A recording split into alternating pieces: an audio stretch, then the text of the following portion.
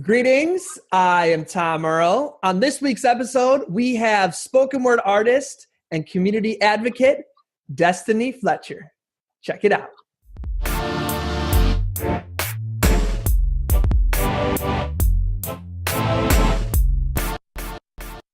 Greetings, everyone. Welcome to the celebration. As you know, this is my year of courage.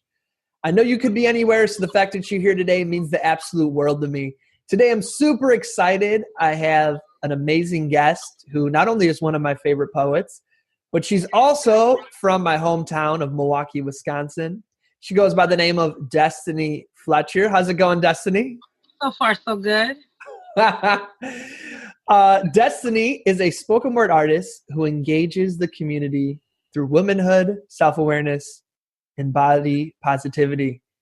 I love it. How's it going? I already asked that. Has it changed? Still going good? Still going good. Nothing too major has happened in the last few seconds. So could you, that's such a rich bio. There's so much amazingness in that. How did it come to be in life that you realized those were the three things that you want to engage the community in through womanhood, self-awareness, and body positivity? What was that journey? Well, a lot of times we don't have those conversations about body positivity, especially. Women are also looked at, especially Black women, are also looked at as being intimidating and too strong and not enough emotions and too tough. And what I want to do is spread that love, that we're nurturers and we're providers and we're also sensitive. We're also women. We're also creatures and different things like that. So just something that gives us that humanity. When did that, would you say that you started to step into, this is what I want to do? When was that in your life? I would say 2012. Okay. I started working with Stillwater's Collective, which is a nonprofit organization in Milwaukee, basically going to different high schools, teaching poetry, getting them prepared for poetry slams and competitions. And from there, a lot of times I would experience having conversations with a lot of girls who were plus size. And a lot of times it would be poems about not being able to appreciate their body, not being able to appreciate who they are based on being women of color. And it was just something that I got to give a voice to it. I got to give a voice to people and to those who do not have their own voice. And so that's what brought me into play with the idea and with this concept. What about for you? Where did you start to find that voice for yourself? Or maybe you've always had it, and that self-confidence and self-love. Have you always had that, or was that a journey for you as well? That was definitely a journey. It's longer than any book I've ever written. That's definitely been a long journey. I used to get bullied a lot back in middle school. High school, kind of became rebellious. And then, of course, when I graduated high school, it was kind of like stepping back into the door of poetry, making it as an outlet and not letting anyone tell me otherwise. So a lot of the times with that, high school, again, became one of those big rebellious years. So I didn't, take anything from anyone. But also realizing who I am, that I am this strong individual and that no one can stop me unless I give them the opportunity to do so. So I think that has created that time slot and that, for me to start on that journey. And then when I got, of course, to college, it was like, I'm unstoppable now. That's a pretty huge epiphany to arrive at in high school. Was there any sort of mentorship you had or books or what really brought you to that place where you started to have that epiphany at that young of an age? When it came to high school, there was, I want to say about like my freshman and sophomore year, I was going to a school on the South Side, and it was predominantly Hispanic and white students, so very handful of African American students. And a lot of times it would be getting in trouble for things that we didn't do. It will always be like kind of like labels, so to speak. So, you know, you're hanging around with this group of kids, you're obviously going to get that label. And so it was just like, okay, well, since I'm being treated this way, I'm going to start acting this way. And through junior and senior year, because I went to another school and I went closer to the north side, kind of got familiar with God, actually. I went to a Christian high school, studying the Bible, different things like that, and realizing who I am and bringing in that awareness of myself. But I had very few mentors. My mom, of course, always has been a supporter, as well as my dad. My dad lives in Arizona now, so he's able to sometimes come visit and come to shows and different things like that. But my parents have always been that big support and that mentorship about to be who you are. And then, of course, rekindling back into poetry. I took a hiatus in middle school, going into high school because of the rebellious stage. But then coming back to it in college, I had rekindled back with one of my favorite mentors, Dasha Kelly. And she was very strict about me not being as open and not being as full, I should say. So a lot of people have pushed me to become the person that I am today. Is that her company, Stillwaters? Yes. Thought so. That's powerful. Yes. You know, you kept bringing up North Side, South Side, and I know exactly, even before you say the demographic, what it looks like. Because for people listening, Milwaukee's the second most segregated city in the country. What would you say, being an artist in a city with so much segregation, how would you say that shapes you as an artist, or what does it bring out in your poetry? Is there any influence it has? For one, it gives me a lot to write about. But it does, it gives us a sense of, I would say, things that have not been talked about. We're living in a time in Milwaukee where there's so much happening, especially with our youth, that it's hard to express that in a non-violent way. So that definitely, it would be that far as that fuels me to write. And then also too, even with me not working with Stillwaters Collective, I worked with them for 4 years. I still have students who call me randomly. They're like, hey, I need you to hear this poem, or hey, let me tell you the story that happened at school, or this and that. And it comes to like, okay, well, I've experienced that before. And, you know, to see it happening as a repeat in other students, sometimes it's phenomenal and sometimes it's scary. So it definitely fuels the fire and wanting to write and to express what happens here and what happens in our society and in our world. What are some of the things that are going on that you mentioned? You said a lot of things going on with youth, and could you kind of paint us a picture of the climate of Milwaukee? Well, not to try to jump into all of the negative stuff. We still have our poetry sets. A lot of kids are getting into that.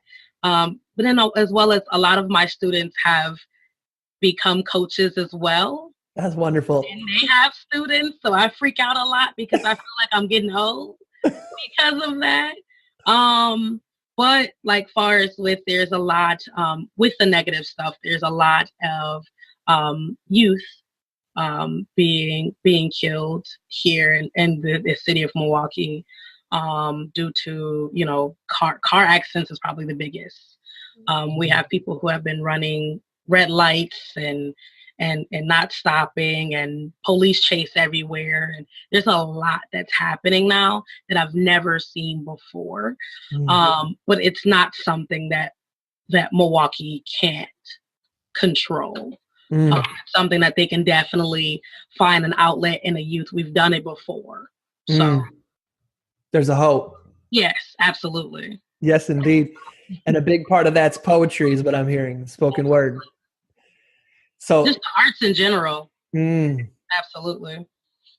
Well, on that note, I know folks are thinking, go ahead, Tom, ask her to do a poem. Come on. So would you mind sharing one of your poems with us? Oh, of course. I definitely could share a poem. Let's see. So one of my favorite poems.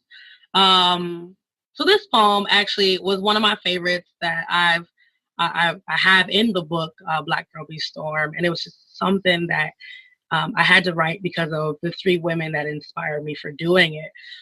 So this poem is called I Am Woman, a declaration to Eartha Kitt, Nina Simone, and Grace Jones. I am woman. Canceled by your fears and your doubts, do you speak diction?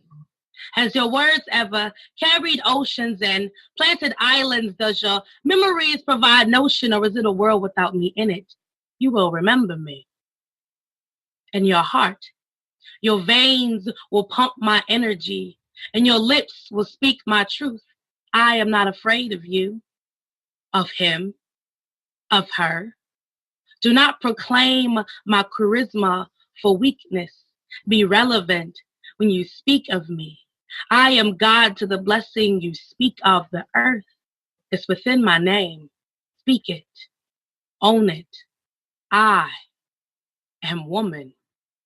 Misunderstood by many. Do not ask me to glow for you. My smile is not for sale. My soul is not for auction, and I'll be damned if the Mississippi River does not flow within me. Who are you to tell me that I was not born to be God?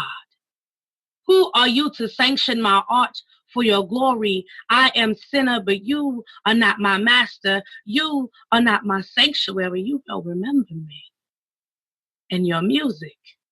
I am your tyrant and your serenity, blazing through your speakers, spiraling through your propaganda, such a complicated creature. I am woman, hurricane and fierce, lavender and blue, rock and roll to soul. What you seek is fire within my bones. Do not call me ugly. Do not tone down my voice, my words, was my attitude. This was never made for your enjoyment. Flip you the bird, call it what you will, baby. I am the revolution. You will remember me. Here I am, Black woman, power, God, femininity, love. Believe me. Thank you. Woo! Thank you. Fire. Yes, indeed. What was the writing process for that one? Wow. I feel like it's so long ago. It was one of those things that, of course, it had to do with Women's Month. I performed that actually back in 2016 in March.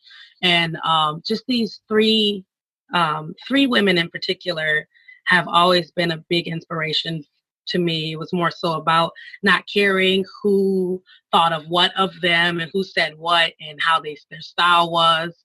For example, Grace Jones has been one of my favorites because of her idea of masculinity and that not letting anyone say that she's not a woman. Eartha Kitt is another one. My favorite, of course, is that the interview that she had. I can't remember what date it was, but it's been in our music. A lot of people snippet her interview and talks about how how her love is and how relationships are and how she doesn't need to compromise herself as a person for a man to love her. And I think that was one of my favorite interviews. For Nina Simone, I've always enjoyed her music. Music for her has always been a passion of mine. Just the style of it is unique and it's something different. And it's also that, you know, I'm here and I'm not going anywhere. That's powerful. Yes. Words were just like washing over me, each one. Appreciate that. So I was looking at your website, which are you also a graphic designer? No, I am not. I wish I was. A lot of stuff will be easy to do. Beautiful artwork, though. It seems like artwork and graphic design is a part of your writing. Am I correct in that? That's you kind of tag them together, or is that just your logo? I think it's both. I've had a few friends here and there who I've worked with very closely into creating a lot of different things. But that the graphic art that's on that website, it's actually cover art to a project that I'm working on. Ooh, can you tell us, or do we stay tuned for more? I can tell you guys because it's in the works now. Usually it's like, oh, well, I have to keep it a secret until things are happening. But the graphic art is actually it's for a poetry comic book. Ooh. I've never heard of it before, that concept. So it was something unique for me. And it was one of those things, as you can see, kind of like the picture. The title of the book is called Day 12 and Still No Wi-Fi. So it's a lot of humor in it. It's a lot of drama in it, as well as it connects on a very high level of mental health and talking about depression and talking about being within yourself. I've had 14 days total without Wi-Fi before, and to actually come home and sit with yourself with no distractions is very powerful. So it was kind of like things that you can't run away from anymore. These are things that you have to accept, or you have to face that reality. And it was tough. It was definitely tough. And so it's kind of like going through the story of that, but kind of mixed into like a graphic novel. It's explaining the days, and as well as some poetry is in it. So it's a very unique piece. So I just feel like the whole entire book is a piece, as a poem of its own. But yeah, it's something. I've been gradually working on this. I have one of my close friends is doing the comic sheets for it. And we hope to get it released by next year. But of course, I haven't given it a due date because I try not to rush art and let it happen on its own. So yes, but that is definitely in the works, and that's why that graphic design is on the website. Well, I look forward to checking that out. That sounds awesome. Absolutely. So, you know, in your bio, you talk about self-awareness, and right now you talked about 14 days of just self-reflection. It seems like that's a big theme in your work and in your life. Yes. A lot of times we have to give ourselves permission. We don't often do that. And so without that self-care and without that self-awareness, we're kind of just walking zombies around here. You know, it's where we're from work, school, home, work, school, home, you know, and it gets to the point where it's like, where has your life have gone? You've spent all these years going through that same routine, and it's like, you know, at some point you realize, what have I done for myself? You know, how have I created the ability to heal, and different things like that. And it takes a lot. takes a lot of courage, and it takes a lot of permission. Mm. How do you, what's your self-reflection practices? How do you become self-aware? How do you reflect? What do you do? So I believe it's more so of having to just set yourself up with boundaries of what you're not going to accept. So I can say, like, as far as like, okay, well, today is Saturday. I'm not gonna accept no for an answer. Or, the next day it'll be like, well, I'm not gonna accept being treated as such, or something like that. Like, kind of like going through that with yourself. And when, of course, when you talk it, when you say it into the universe, it's like it tends to create that bond within yourself that okay, so now that I've said it, I have to own that. The same thing with, I say, like, giving yourself permission. It's been times I've had to say, okay, you have to give yourself permission to cry. It's okay to cry today. It's okay to, feel the feelings that you're feeling. It's okay to be emotional. It's tough because sometimes when you give yourself that permission to do so, you don't have the time. You're always surrounded by different people and different things. And before you know it, the day is up. You're tired. You come home and you're not yourself and different things like that. So trying to give yourself that permission to take care of yourself. A lot of us don't do that. We try to take care of everyone else around us and making sure everything else is good, but not ourselves. And so I'm still, even though with doing it so often, I'm still learning from it, because of course I have to sometimes set myself back and say, hey, that wasn't healing for you. That wasn't self-care for you. And having to say, you know what, that's right. Let me get back to the roots. Let me get back to the basics. How do you learn then? You're saying sometimes I have to learn to do those kind of things. Is it through experience, or do you like to read books or podcasts, or what provides you with that foundation of learning? I would say the learning is more so of right now what I'm doing is writing a lot, more than usual. I used to write like in journals and different things like that. And now it's gotten to the point where, I've been challenged to write at least 2 stanzas a day. And that kind of, of course, you don't have to write just 2 stanzas, but usually I never write 2. I'm always writing more. It always turns into a poem, or it turns into, I would say, a scripture, I should say. But something like that, like it's something empowering and something like, okay, well, this is what stressed me out today. And how do I come back into, my body? How do I come back into, what's soulful, what's fulfilling, and different things like that. So it's kind of like making myself write every day. I've been reading certain books. I work at Children's Hospital as a community health worker. So we're constantly getting books. I just had a training on Thursday about youth mental health.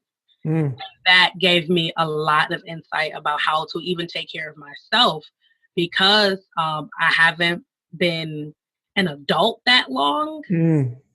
I'll be 25 in May. So I'm very young, and like understanding what that mental health aspect is, and how things are drawn to you because of who you are and what you do. And a lot of times negativity happens because you're so positive. So it's just kind of like making myself write every day, listening to music. Music is definitely fulfilling. I try to always, there's a channel called Chilled Cow.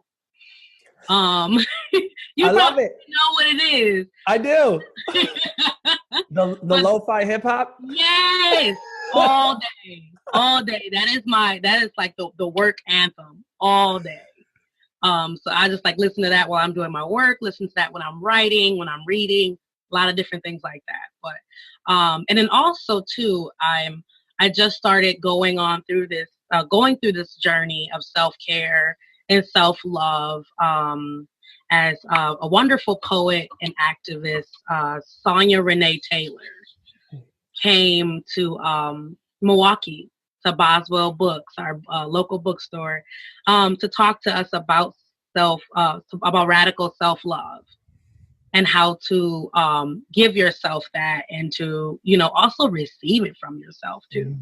So not just like a give and take relationship. And it was interesting, and it was something that, like, I need to focus on this, and I need to give myself the opportunity. So not even just permission, but giving myself the opportunity to learn how to love myself. What was one of your big aha moments from either the mental health training of the hospital or from Sonia Renee Taylor's talk?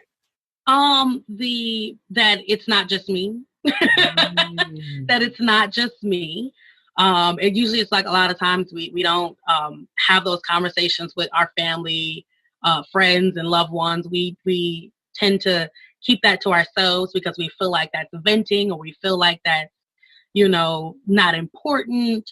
And it is important. It's very important. It's very, if it's definitely something that's causing you not to heal, and it's taking you back from your ability to live, laugh, and love. That's an issue. That's an issue in itself. So my aha moment was, you're not the only person going through this. And you think that you are. And I love those 3 L's: live, laugh, love. Yes. And it's so funny because a lot of people are like, oh, that's so cliche and different things, but it's more, it's again, having to understand that, it's not just you seeing it in the store, the live, laugh, and love, like wall blocks, or like it's on like champagne glasses or something. But it actually makes sense. If something is causing harm to my ability to not be able to do those 3 things, it shouldn't be, a focus. It shouldn't be in my circle or in my world specifically. Ooh. I know people are just snapping along right now. Yes. Would you mind sharing another poem with us? Oh, absolutely. Let me see, because I was like trying to like think of the ones that I have that are memorized already. I can do that one. Okay. So this is like the opposite of the poem that I recently did, but this poem is actually, I wrote this back in 2013.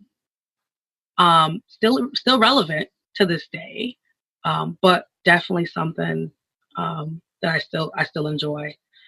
So this poem is called Black Woman with Strawberry Dreams. Tell me a bedtime story, like as if there are happy endings and princes who wear shields and fought dragons to be here with me. Or when nights get lost in our business hours, at least kiss my forehead and hold me tightly sometimes. I am losing faith in how love can be healing. It's done so much damage that my heart contains broken shards that still bleed after construction. It's like being told that God loved you a second ago. Like men were overpowered with so much pride that they forgot why they crowned you. Tell me a bedtime story. Because this is as close as I am going to get to love. It remains a fairy tale now. Happy endings, swords and shields. I protect myself sometimes. Wasted war cries on makeup remedies, eyeshadow, lipstick. I am at war with my own beauty, wondering if there was a gateway to men like you, because it only seemed like peasants come knocking. I don't mean to be full of myself, but Black women seem to always get the good guys at the end of Tyler Perry movies. I want to know if it's true. I want to stop dreaming. I forgot what being a woman felt like. built massacres in the righteous of dawn, and the creps of my eyelids broke mirrors to the sounds of "You're not pretty enough, you're not strong enough." I grow impatient, standing at this line to sit at my own throne, dreaming. For what? I don't need a king to crown me royal. Hell, I don't need a carriage, because God has already poured ink in my pond and soaked me to perfection. My God, I'm beautiful, gorgeous, me dulce você linda, queen. I have been dreaming. For what? For sweeter things, and if a man can handle my wrath and my kindness, for someone to follow suit and become mine, I've spent so much time trying to get out of my own mind. How can you win a battle that you should have lost years ago? Do you leave footprints in your closet when you walk out of it? Does your kingdom proclaim a false king to make it civilized again? You are not worthy of my heart. Don't tell me that love still exists when it holds more lost numbers than wins. I am sick and tired of being a loser to this game, to this false prophecy. I have been dreaming. For what? I have admit that I am afraid that one day my dreams will finally kill me. Because all I have been doing is looking for something sweeter, dreaming after bedtime stories. Thank you. Yes, indeed. Woo. That seemed to be a vulnerable poem. It is. Very, very much. It's kind of like jumping back into like, how do I look at myself versus back when I was going through so much with love and with understanding what love is, and also like with my depression, like, when you experience depression and you haven't gone to talk to people about it. And it was just one of those poems that I wrote, and I was like, I need this outlet. I need someone to hear this, because I'm not gonna talk to anyone about it, but at least it's written in a poem for people to understand it. So it's definitely something vulnerable. Is that one of the poems where you have young girls coming up and talking to you about afterwards? Yes. A lot of young girls talk to me about it, especially with, again, the high school love is happening, it's flourishing. And, and then when those, high school loves tend to fade away, it's like, what are you left with? What do you, is there still a hope? And a lot of times with us, we know that there's a hope, but for high school, you know what that high school sweetheart feeling is, know what that love is. And then you also know what that heartbreak is. So, you can't tell them that, oh, it's not a good feeling. Oh, it's not a bad feeling. Just to let them know that there's still hope, that you still are dealing with these demons after you've accepted yourself, that they don't just go away. You're constantly dealing with those on the daily. And in high school, like, you break up and then have to go to school together. See them, yeah. And potentially see them get into another relationship. Right. And everybody talks about it. All the time. And I'm like, okay. And in my opinion, I've always felt that, okay, maybe you should date someone that doesn't go to your school. Or your work. Now it's work. Don't Right. date your work.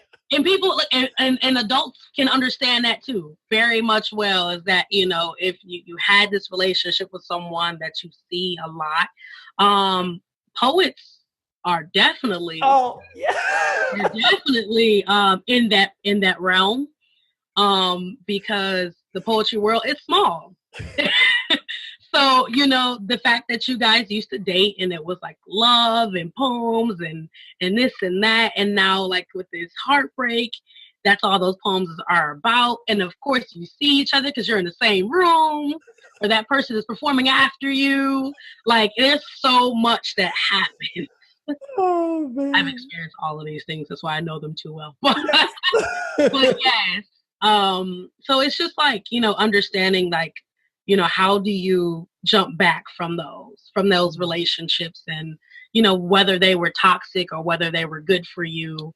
A lot of those relationships for me, when it came to like, far as writing poetry, that relationship for that poem specifically was a very toxic one. Very, very toxic. It'll be, and both of us were in the wrong. But it was just something that to understand how you live and you learn. And it took a long time for me to understand that. But it's as I'm growing wiser and as I'm getting older, just understanding that, yeah, you live and learn countless times. I love the line where you said something like, I don't need a man to crown me royalty. Yes. I think a lot of people might be listening right now and saying, I want some of that. How do they get that confidence and love of self where I don't need somebody else to validate my royalty? It's more so the believing in yourself that regardless of what people say and what people do, you're still stuck with yourself. So you gotta love yourself at some point.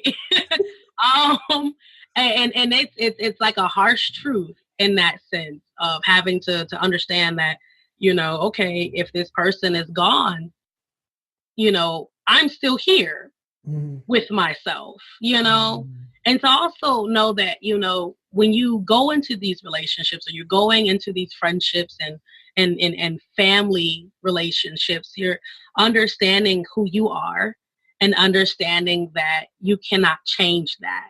And you wouldn't want to change that for anything in the world, especially when it comes to self-esteem and confidence. It took me a while to get the confidence that I have now, like some years. Like I said, kind of going back to the bullying situation.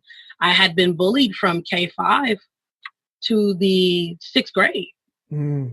So, and it's of course because we went to the same school, it's by the same people. So constantly that constant, bullying and low self-esteem, and then going home and your parents are telling you that you're amazing and that you're loved. And at least someone telling you that you're doing amazing things and that you're doing something. If you don't have those people, be that person for yourself. It's always, you don't need anyone to validate you for you being as amazing as you are. But of course, we tend to give ourselves that entitlement and give others that entitlement as well, which I think is very interesting. But of course, as human beings, we tend to do that because we confide in so many of other people, but not being able to confide in ourselves.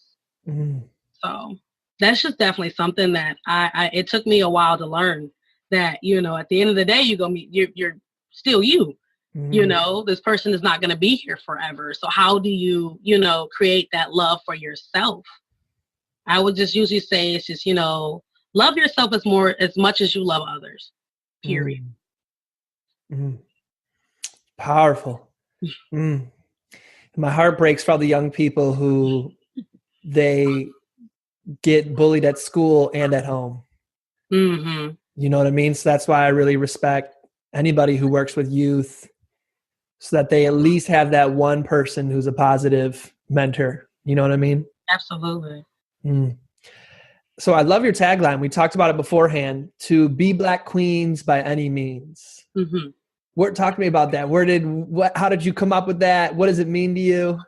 I am a big fan of Malcolm X. Big fan of Malcolm X. Huge fan of the Black Panthers Party. I, by any means, was just more so of, regardless, no matter what, you have to validate that you are this queen, that you walk with this power and this strut, and that you don't take, anything from anybody.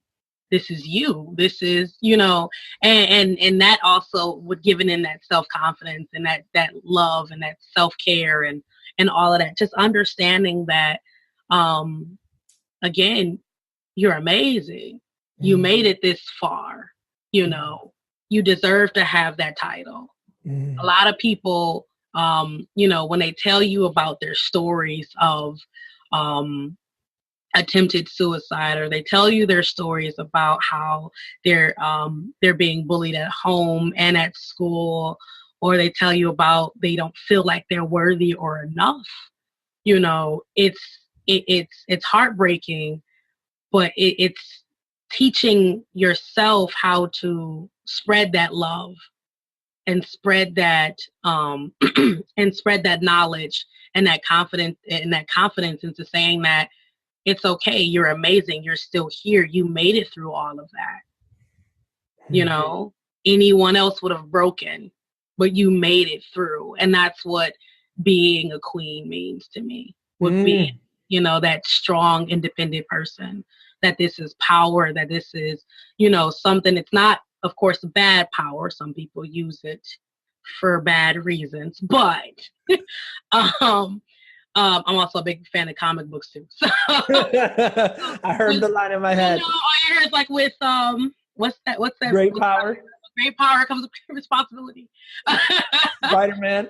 Right. So, and that actually does make a difference to a lot of people. We just say it in different words, but to me, it's like, to be Black queens by any means, is that regardless, this is who I am going to be. I'm going to be this strong individual. I'm going to fight for myself, for my rights, for my love, and to own it, especially I have to have those conversations with some of my students, because they get really nervous before they touch the stage. And in my opinion, they're like, how do you go up there and that your presence on the stage and you take that ownership? I was like, because it's mine. Because it's mine. I tell them, like, this is my space. This is mine. Once I step on this stage, this is mine. I own it. I don't care what anybody else says. This is me. And this is, what I'm giving you. And of course, some people come off and say that, like, oh, you're conceited because you're all about yourself and all this other stuff. I've never been conceited a day in my life, but it took me, all I can tell people all the time is that it took me so long to get this confidence. I'm not giving it back. It took me so long to get here. I'm not giving it back. So, and from there, they understand that, and people understand the tagline, and now it's become a part of my logo, and I go everywhere I go with it. It's just, that's what I believe in. I love that. That should be a shirt or a tattoo. It took me so long to get this confidence that I'm not going to give it back. I'm not giving it back. It took too long. I'm not giving it back. I mean, do you feel, and maybe this is too personal, so feel free to skip, that because you're a Black woman, that when you bring that confidence, that self-love, that people automatically associate it with criticisms or negativity or anything like that? Absolutely. Absolutely. Again, kind of going back to what we said earlier, it's, you're looked at as, oh, you're intimidating, or you're too strong, and you're not emotional, and you're too, and you're, and then also too, it kind of backfires, because sometimes, like, you're too sensitive to certain things, and what do you know, because you're a woman. I've had those conversations. What do you know, because you're a woman? Yeah, and that is probably, I was like, what year are we in? That type of thing. But yeah, absolutely. You know, I've been called numerous of times that I'm too intimidating, that I'm too raw, that I'm not, you know, reserved, you know, and it's like how,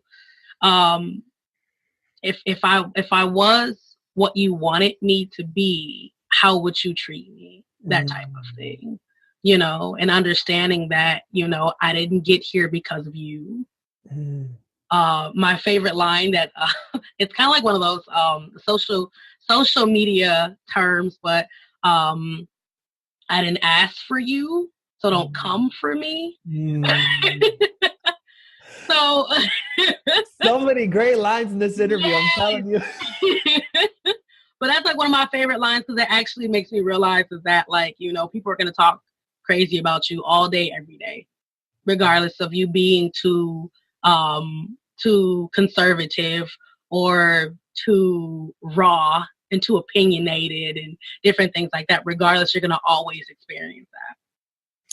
Except those that matter. They just got love for you. Exactly. So, you know, always, you know, and that's the same thing with always teaching yourself that you are amazing, that you are enough, and that you're worth it. Man, people right now are just like, yes, we love you, Destinny. You're like this fire of inspiration and self-love that we're all just warming ourselves up by right now. So we appreciate you sharing this. Absolutely. Would you mind sharing one more poem with us? Oh, sure. Okay. Let's see. I'm trying to think of a poem. I'm actually going to share. Let's see. I think I'm going to share that poem. I'm going to actually share this out the book because I trust myself with it being memorized. But just in case, I'll grab my book. Oh, then here's the book here. So, awesome. So this poem actually another vulnerability in that sense. I was working on this poem in 2015 and kind of like understanding who I am and how I've been told to be a certain way by certain people. For example, this poem is about my hair. And of course, a lot of times we have where Black women are told that they can't have certain hairstyles in the workplace, you know, at school, or even in the world. So this poem was specifically for that. And so the poem is called The Story She Tells. If my hair could tell stories, she would speak volumes. Tidal waves through bridges that runneth over. Curse the avalanche in her tongue. She would only speak in tongues. She would speak in the language she's from. Disobey the melanin they claim her to be. Spite the order they believe she can see. If my hair could tell stories, she would spit fire at your feet. Ground your presence every time she speaks. She speaks to me. Evolution, power, revolution, devour. My hair is a protest, a march between my curls, a nation within my scalp, a flag launched within my naps. If my hair could tell stories, she would show you the battle damage, clip her stripped ends and twist out her shouts. She has never been straightened up, been curly and pulled, but yanked nonetheless. Yes, she is beautiful. Yes, she is strong. Yes, she is woman. Foretell the secrets to her black. Prophesy her fortune between her parted seas. The God she speaks, greased and rough around her edges. If my hair could tell stories, she would cry, laugh until her follicles sway together, smile, frown with persistence in her tone, smile while she grows. Watch her grow, watch her glow, shimmer, Rewind the details and repeat her song. My hair tells me stories, and I will never stop listening. Thank you. Yes. Once again, I really appreciate how personal and self-reflective your poems are. Absolutely. Thank you. Mm-hmm. That's a powerful one. I'm just sitting with it. Of course. Thank you. Like I said, the journey it took, and you know, who would have thought, you know, that I would share, you know, this type of experience in my life and different things with other people. I never thought I would get this far. I never thought I would have even the courage to do so. And so, like I said, this confidence took a long time. I still fight with it every day, but it took a while though. Well, speaking of sharing, I believe I just was seeing on social media. Did you do kind of an international tour? So I have not done it as a tour, but I had recently got invited to do a show back in February in Toronto. Woo! So I'm working with this, thank you. So I'm working with this organization called Raw Artists, and they've been fantastic. I've been working with them since October of last year. And from there, they're like, well, hey, we want you to come to Toronto and to, you know, and to spread your poetry and different things. I went there. It was so exciting, very expensive, but it was so exciting to be there and to, I was the only poet and also the only artist from the United States.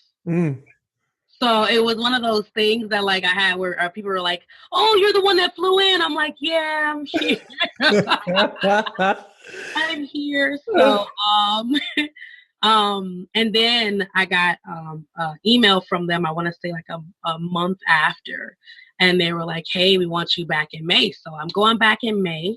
May 17th is that showcase. We're at the Mod Club. And funny thing is, the show is on May 17th. Funny thing is, that's my birthday. What? My birthday. Synchronicity. But it's right, but it's a passion. So I don't look at it as a lot of work. But I'm gonna be gone for a week.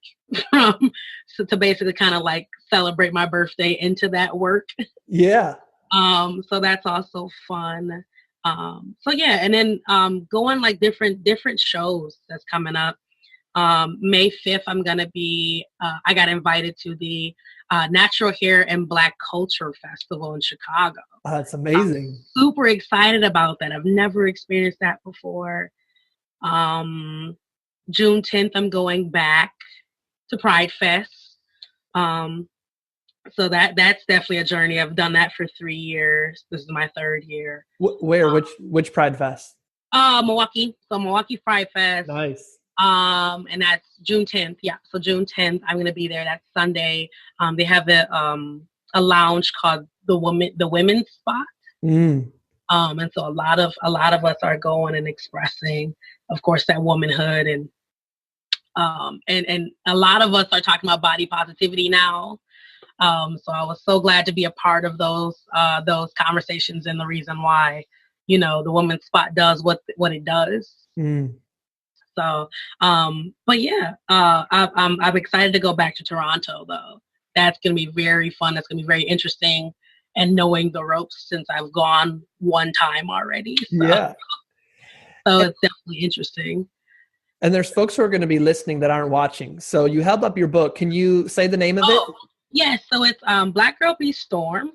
I released this book actually on my birthday of 2016. So May 17th. Of 2016. And what I wrote in there specifically for them is this book is for complicated girls of color who do not open to themselves. They will find their souls elsewhere. Instead, they will fight till they conquer. Hear, believe, be strong, be storm. This book is for you. Yes. So, Yes, and um I've enjoyed every bit of creating this book. This book actually took me 2 years to create, and of course, with me being self-published, I gotta work on my own to push it. There's pros and cons with it, but a lot of work has gone into it. So absolutely. And where can folks either get the book or connect with you on social and tell you how much they love you and appreciate you? They can always contact me on my website at www.dabstract.com. So D and abstract without the T.com. I don't have it on Amazon. I've been having some issues with Amazon with the printing. So, but as soon as we get the kinks out of that, it will be on Amazon, hopefully soon. And we're also trying to get it in Barnes and Nobles this year. So we'll see what happens with that. Nice. Until then, it's just really like, for those who are from Milwaukee, it is in the local bookstores. Nice. And it's also at the Milwaukee Public Library. So hey, if you have the money to buy it, you can always experience it through the library. But yeah, so definitely from the website specifically. I don't think it's selling anywhere else. And of course, me walking around selling it. So yeah. What's your Instagram and stuff like that? So my Instagram is DeolindaAB. My Facebook is also the same, DeolindaAB. A lot of my stuff, I think my Twitter is also the same too. So a lot of those are the same DeolindaAB. And for folks driving, listening on the go, as you know, all of these links will be in the show notes. Show notes for today is tomrell.com/Destinny with 2 N's, DESTINNY. And you can find all those links right in there. So last series of questions. Deolinda, that's your stage name, right? Break it down for us. Okay, so Deolinda came from, I was in search of something. And I wouldn't say it wasn't for like the search of the light or the search of, the cosmos and different things. It wasn't something like that, but it was kind of like, I need something that fits me. I had, back when I was in middle school, my dad gave me a stage name. And that stage name was Sweet Cheeks. And it didn't flow well for me. Because Sweet Cheeks was for him, it was saying that, like, because when I smile, my cheeks are so fat. And that I have a genuine smile. But of course, hearing, like, as far as the cat calls when I got older, I was like, yeah, it's not a name for me. Definitely not a stage name for me. So I was looking for something new. And this has been, I think 2012 is when I created this, when I found this name specifically. And I wanted to learn more languages. So I wanted to fall in love with Portuguese as a language. And I've still been studying. It's like on and off, but I really want to study this year. Because I'm going back to school for that specifically too. But Deolinda meant beautiful God. And so I was like, well, that sounds good, and it's not too off of my name. And so it was something that was very fitting. And abstract, of course, just me in general. It's me being an abstract human being, being an abstract creature. And I was like, well, I don't want to spell it normal. I want to spell it with something different. And so what I did is I spelled it abstract without the T. I like it. Made abstract. Yes, absolutely. So my last 2 or 3 questions for you here. Okay. As you might have heard, this is my year of courage. Yes. And so it's my year of courage because I noticed that a lot of people associate courage with big things like superheroes and knights and stuff like that. But I think courage is an everyday thing. So I wanted to have little conversations with people about courage. And so just in closing, a couple questions on courage for you. What does courage mean for you, Destinny Fletcher? Courage means finding yourself. Mm. Finding yourself and living with yourself and being honest with yourself. I think that's what courage means to me. It's giving yourself the opportunity to love yourself, to be here in this space, to be within your soul. It's kind of like almost like outer body experiences. So kind of like that. So kind of like looking like kind of like you're outside looking in, but it's inside of yourself, so to speak. And it's just understanding that you know who you are as a person, you know what you do, you know who you inspire, you know what you have, and to know all your flaws and still accept that and love that. And also show that on a daily basis. I think that's what courage is. Show those flaws willingly is what courage is for me. One of my favorite definitions you just gave. I love that. Do you have any role models for courage? For courage, role models. There's so many. There's so many. Again, Nina Simone, Eartha Kitt, Grace Jones, Jill Scott is of course one of my favorites. My mom in particular, very courageous person. Sharing something a little personal. My mom had, I want to say back in 2011 going to 2012, she was diagnosed with stage 3 colon cancer. And that fight that she has, that motivation that this isn't stopping me, and to come into this year and on, and the cancer's still gone and all of this stuff. So much, and for her to smile every day, for her to still have that fight and that passion and that motivation to be who she is, that's a courage. That's a courage. And that's probably my biggest courage role model. That's beautiful. I want to show some love for everybody listening. Just say a little prayer, send some love to Destinny's mom. That's beautiful. Thank you, Destinny. Thank you. Anything else you want to share? I know you also have a poetry contest that's on your website. You want to plug that? So just a little information about that. There is a poetry contest going on this month, and of course it's Poetry Month, so why wouldn't you submit a poem that you wrote and get some prizes out of it? So the prizes in general are, you get a copy of Black Girl Be Storm, you get a Dabstract t-shirt, so that is of course the logo to be Black Queens by any means. You also get 2 tickets, I believe it's to the Chicago Art Museum. I want to say that. Yeah, I think that's all of the prizes. So there's a lot of prizes going into that. And it's more so if the person to the most who's written the most abstract poem. So abstract, like in the quotation. I dig it. Abstract poem that you've submitted, and you can win all of these wonderful things. Hey. And you get to be on the website. So you also get your picture of your choosing and that poem on the website, basically honoring you and that poem for the entire month of May. So yeah.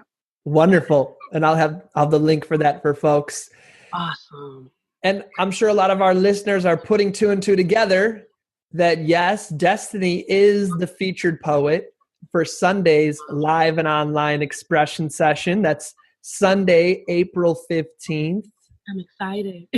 We are too. So if you want to, in National Poetry Month, do some writing, it's a poetry workshop that culminates with the featured performance by Destinny.